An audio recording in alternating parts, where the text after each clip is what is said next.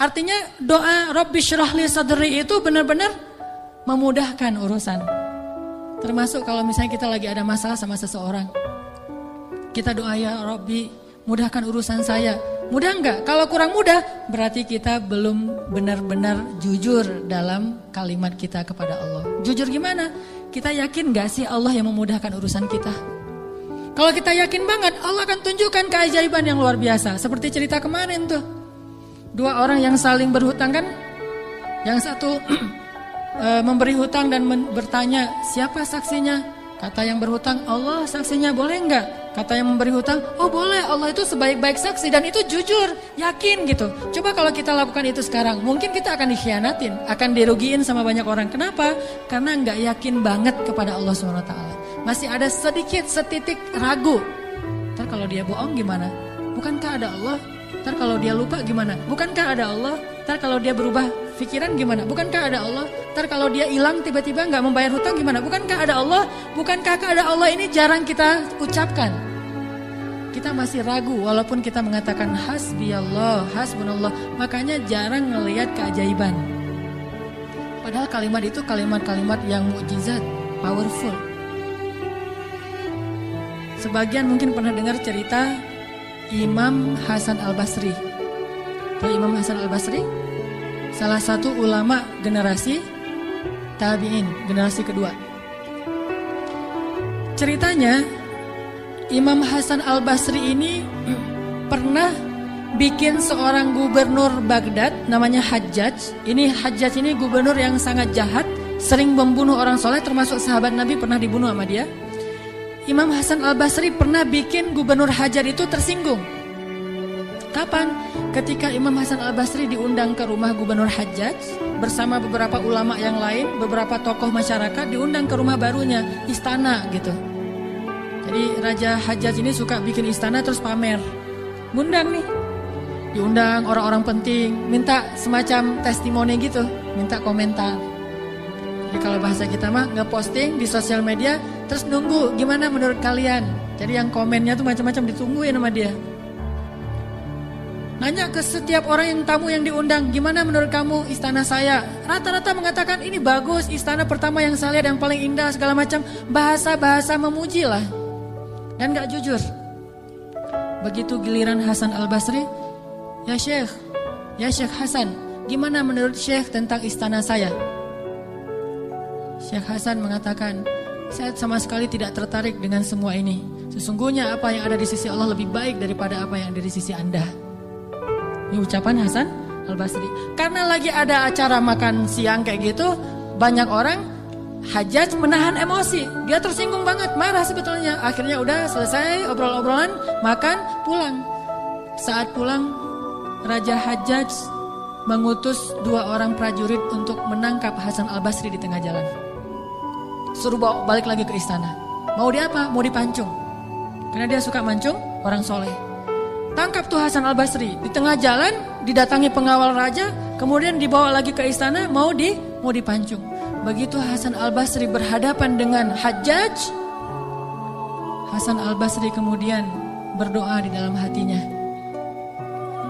Yang tadinya Hajjaj marah besar, pengen bunuh Hasan Al-Basri, pengen memancung Hasan Al-Basri, tiba-tiba pas melihat wajah Hasan Al-Basri, Hajjaj ini berubah seperti orang yang kena hipnotis. Tiba-tiba dia tersenyum, tiba-tiba dia jadi orang yang humble, hangat banget, langsung memeluk Hasan Al-Basri. Selamat datang wahai Syekh, selamat datang, duduk. Syekh, beri saya nasihat, terus dikasih makanan, minuman. Setelah itu dipersilakan pulang, dikasih kendaraan yang terbaik. Sampai akhirnya Hasan Al-Basri keluar dari istana. Ketika di tengah jalan, pengawal-pengawalnya Hajjaj bertanya kepada Hasan Al-Basri, ya Syekh, kami tadi diutus oleh Raja menangkap Anda agar Anda dipancung karena Raja tersinggung dengan obrolan tadi ketika makan siang. Dan Raja dalam keadaan marah besar. Tapi begitu bertemu dengan Anda, tiba-tiba dia berubah, jadi baik, jadi kasih sayang, jadi luluh, emosinya jadi reda. Apa yang Anda lakukan kepada dia? Apakah Anda punya sihir? Kata pengawal. Kata Hasan Al-Basri, saya tidak pakai sihir. Terus apa? Saya sebelum bertemu dengan Hajjaj, tadi saya berdoa. Apa doanya? Ya Rabbi, Engkaulah yang menggenggam hidupku. Kepadamulah aku berserah. Ya Rabbi, padamkanlah amarah di hati Hajjaj sehingga aku selamat sebagaimana engkau mendinginkan api kepada Ibrahim sehingga dia selamat. Ini yang dibaca oleh Hasan Al-Basri. Ya Allah, padamkanlah amarah di hati Hajjaj sehingga aku selamat dari kezalimannya sebagaimana engkau menyelamatkan Ibrahim dari api yang panas. Tiba-tiba Allah padamkan marahnya. Ini namanya zikir, doa powerful. Kenapa? Karena hati Hasan Al-Basri itu benar-benar bergantung kepada Allah itu 100%, gak ragu sama sekali. Gimana pun pengawalnya banyak, tidak membuat dia ragu kepada Allah. Allah lebih besar. Gimana pun kuatnya Hajjaj, tidak ragu kepada Allah. Allah maha kuat. Sehingga kalimat yang sesuai dengan hati, Allah tunjukkanlah keajaiban kepada Hasan Al-Basri. Langsung luluh, langsung berubah dari marah menjadi sayang kepada Hasan Al-Basri. Kenapa kita jarang melihat keajaiban? Karena ucapan kita itu belum selaras dengan hati kita. Gak yakin-yakin amat sama Allah. Sering bilang la haula wala quwata illa billah, tapi kita masih yakin ada kekuatan lain yang mempengaruhi hidup kita. Padahal kata Nabi kepada Ibnu Abbas, kalau semua orang berkumpul dan ingin menolong kamu, mereka tidak dapat menolong kamu kecuali dengan seizin Allah. Kalau mereka semua berkumpul ingin mencelakai kamu, mereka tidak bisa mencelakai kamu kecuali dengan ketetapan Allah. Allah, Allah, Allah, di tangannya lah segala kebaikan, di tangannya lah segala kerajaan. Tabarakalladzi biyadihil mulk wa huwa ala kulli syai'in qadir. Percaya enggak kita dengan ayat itu? Jawab dengan hati kita masing-masing. Kalau kita percaya, baru terjadi keajaiban dalam hati kita. Pernah menghadapi orang marah? Pernah? Sering kan? Siapa yang marah? Istri. Tahu gimana kalau istri lagi marah? Oh, belum tahu ya. Ya udah deh, ganti contoh. Orang tua deh, orang tua. Saya lupa aja nih kalau saya di hadapan para jomblo fisabilillah. Kalau istri lagi marah, padamkan marahnya itu bukan dengan hadiah dunia dulu. Itu buat kita ragu sama Allah dan mengandalkan materi. Pas marah, tunjukin mau ke Lombok, Bali, Jogja, atau Maldives. Pasti dia pilih Maldives tuh. Pas dia pilih Maldives, kita nangis. Kenapa? Dananya gak cukup. Makin marah dia tuh. Jangan nawarin materi dulu untuk meredakan marah seseorang. Karena kita akan bergantung kepada materi itu. Ternyata ampuh. Kalau dia marah, saya kasih tuh brosur. Brosur doang. Kalau lagi marah, nonton yuk. Pelan-pelan reda marahnya, berarti efektif. Nonton cukup bagi saya.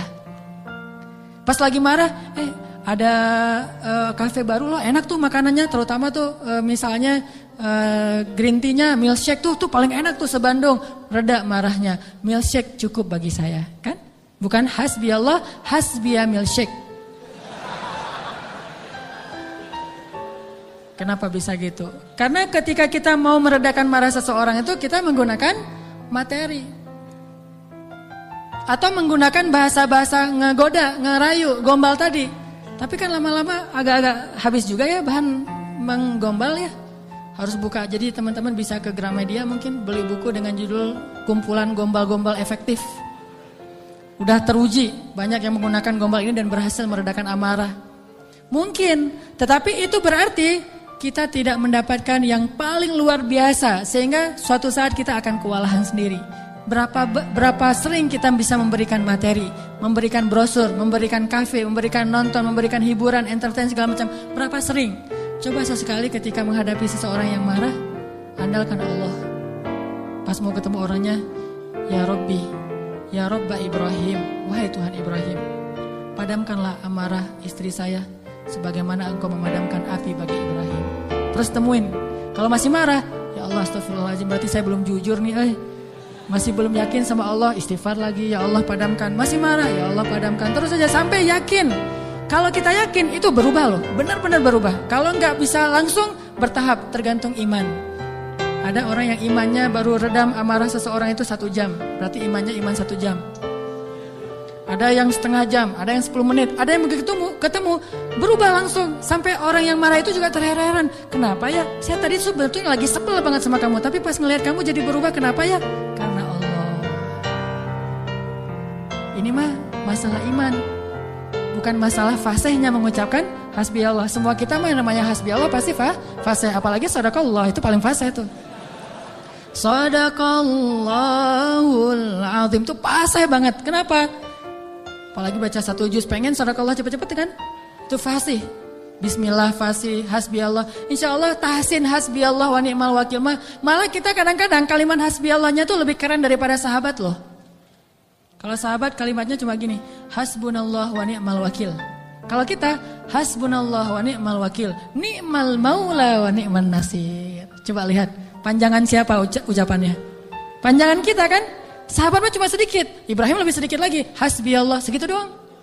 Kita rame, oh jangan cuma hasbi Allah, tambahin dong, jangan terlalu irit-irit dalam berzikir. Rame aja di broadcast soal panjang pendeknya zikir, tapi dua-duanya gak powerful, gak ngaruh. Yang bilang hasbi Allah wa ni'mal wakil sama aja, yang bilang hasbi Allah wa ni'mal wakil, ni'mal maula wa ni'man nasir, diulang 33 kali, tapi gak ngaruh. Kenapa? Karena gak jujur. Hanya fasih di lisan, tetapi tidak fasih di hati. Harusnya kayak Imam Hasan Al-Basri, begitu dia katakan demikian, doanya langsung berubah. Termasuk doa tadi, Allahumma ajurni fi musibati wa akhluf li khairan minha. Ya Allah, beri saya pahala dalam musibah saya, beri saya ganti yang lebih baik. Selama apa sih Allah kasih kita ganti? Di situ kita bisa mengukur keimanan kita. Kalau begitu kita berdoa langsung dapat ganti, itu imannya ajaib tuh. Kalau kita berdoa tunggu gantinya sebulan kemudian, itu imannya standar. Kalau kita udah berdoa tapi gak diganti-ganti, berarti kita bermasalah. Gak yakin-yakin amat sama Allah. Pengen gak begitu berdoa langsung Allah menunjukkan keajaiban? Kita pengen aja gak berani ya, karena kita gak percaya bisa. Kita mau mengatakan pengen, itu aja kita gak berani karena menganggap itu gak realistis. Masa sih bisa? Bisa kalau kita yakin kepada Allah. Kalau kita gak yakin, kalau kita bilang gak bisa, kalau kita ragu bahwa Allah bisa menunjukkan ajaib kepada kita dalam hitungan detik, terus kemana kalimat kun fayakun? Masalahnya kita gak yakin untuk bilang pengen, begitu doa langsung Allah kabulkan. Itu aja kita ragu. Kenapa? Kita gak percaya itu bisa terjadi dalam hitungan simsalabin abrakadabra. Kita gak percaya itu bisa terjadi dalam satu kalimat kun.